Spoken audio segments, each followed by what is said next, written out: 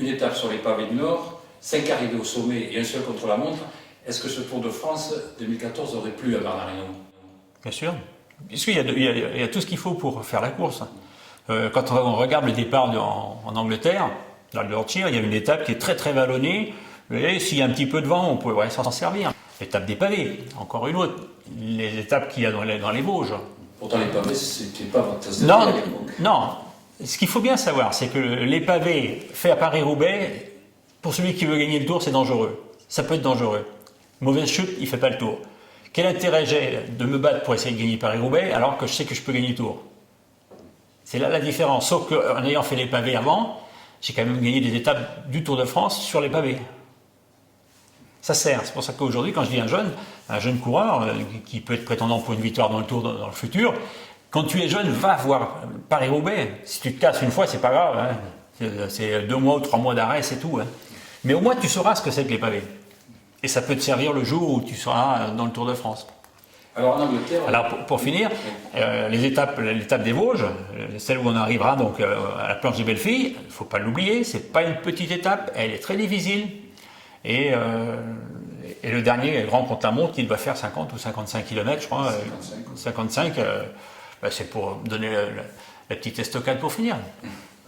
Alors est-ce que ces étapes en Grande-Bretagne, on a vu sur le net avec le Vélo 101 notamment, qui a reconnu le parcours, bon, ça va être des étapes quand même difficiles parce que ça va être très roulant, il va y avoir une pression terrible, c'est le début du tour.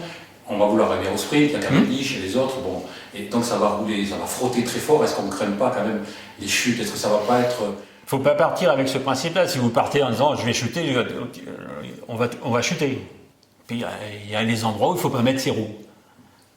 Donc déjà, il faut courir. Pour moi personnellement, j'ai toujours couru dans les 30 premiers, et toutes les chutes, à 90% c'est derrière, c'est pas devant. Et quand on arrive à 3 ou 4 km ou à 10 km de l'arrivée, on retire un peu ses billes, on laisse les sprinters faire la course et vous tirez derrière et puis ça se passe bien. Voilà, mais ça veut dire, j'allais vous poser... Il faut de la sagesse, il ne faut pas aller se dire je vais gagner le Tour le premier jour ou le dernier jour. C'est pas vrai. Ça peut se faire, mais ça peut être aussi dangereux. C'est fini l'époque où il n'y avait que 130 ou 140 coureurs au départ du Tour. Aujourd'hui, il y en a 200.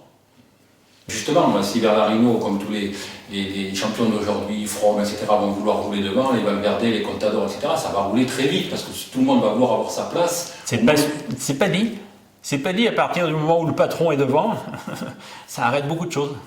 Après, il faut gérer, il faut aussi peut-être ne pas laisser partir des échappées ou laisser une échappée en disant ils peuvent y aller.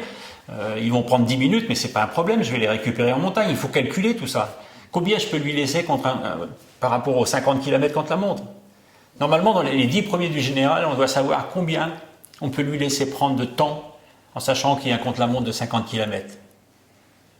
On peut dire, celui-là, je peux lui laisser 5 minutes. Il va prendre ses 5 minutes dans le contre-la-montre. Il y a 50 km, il prend 5 minutes. Celui-là, je vais lui mettre 2 minutes 30.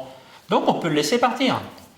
Par contre, les coureurs légers comme Quintana vont appréhender ces étapes en Grande-Bretagne, les pavés. Il va falloir qu'ils soient bien entourés pour ne pas lâcher trop. Il n'a pas lâché l'an dernier. Hein. Et dans l'étape où il y avait du vent, donc où on est arrivé à Saint-Amand-de-Montrond, il était devant. Il était plus à l'aise à l'occasion que Froome. D'accord. Donc c'est pas parce que c'est un coureur qui vient d'Amérique du Sud, de la Colombie, qui savent pas rouler, attention. Hein. Ils sont bien habitués à ce genre de course. Et il ne sera pas plus désavantagé qu'un coureur comme Froome ou comme certains autres. Hein. Bien. Alors je viens à Bergerac, puisque le Tour passe à Bergerac. On va accueillir le Tour de France cette année, le 25 juillet, et le lendemain il y aura le contre-la-montre. Alors est-ce que vous pensez que ce contre-la-montre, la veille de l'arrivée à Paris, peut avoir une influence dans la tactique des coureurs, notamment justement celle des grimpeurs, puisqu'on sera au pied des Pyrénées, on sort des Pyrénées, on attaque ce contre-la-montre la veille de l'arrivée? Tous ceux qui sont des grimpeurs sont obligés d'attaquer avant. Et pourquoi on a mis le contre-la-montre juste derrière? Pour une simple bonne raison, c'est pour obliger les grimpeurs à attaquer dans la montagne de manière à prendre un avantage assez important pour pouvoir faire ce contre-la-montre sans avoir trop de soucis. Alors, éviter peut-être un peu ce qui s'est passé cette année où Valverde, Quintana se sont regardés avec un Froome isolé tout seul et puis finalement ils n'ont pas attaqué cette étape des Pyrénées. Oui, mais Valverde, il n'avait pas trop attaqué. Il cherchait le podium. Oui, il y avait Quintana qui était là, et qui va attaquer? Si Valverde attaque, que Froome y va, et que Quintana ne peut pas le suivre, ils ont tout perdu. Donc il faut savoir aussi être sage de temps en temps. On ne peut pas tout avoir. Donc il y avait une deuxième place qui était en jeu, qui était importante, avec un maillot jaune, un maillot blanc, à l'occasion du classement de la montagne, puisqu'il a été le chercher, une étape. Je pense qu'il ne faut pas non plus vouloir tout prendre. Voilà, vous pensez pas, vous dites qu'il faut réfléchir justement, vous ne pensez pas qu'aujourd'hui les coureurs calculent davantage qu'à votre époque? Bon, à l'époque d'Eddy Merckx où il fait des échappées, 4 cols tout seul, vous aussi vous avez gagné des courses avec du panache, vous partiez de très loin, et ça, les gens aiment ça, ce panache. Aujourd'hui, on a l'impression qu'on manque un peu de panache parce qu'on attend les 5 derniers kilomètres pour faire la différence. Il y a eu un peu l'an dernier quand même, parce qu'il y a eu Quintana qui a attaqué, qui n'a pas eu peur dans l'étape du Ventoux. Bon, il s'est fait contrer après par Froome, mais il a été devant, quoi.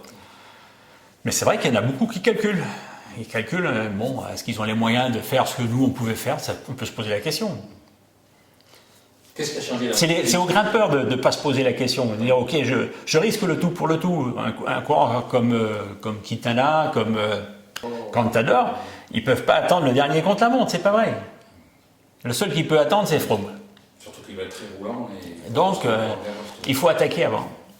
Et quand on regarde ce qui s'est passé l'an dernier, il y a 2 ans dans le Tour d'Espagne, quand Contador a attaqué à 50 km de l'arrivée, il a été chercher la victoire du Tour d'Espagne, alors qu'il aurait perdu, parce que Rodriguez n'aurait pas explosé.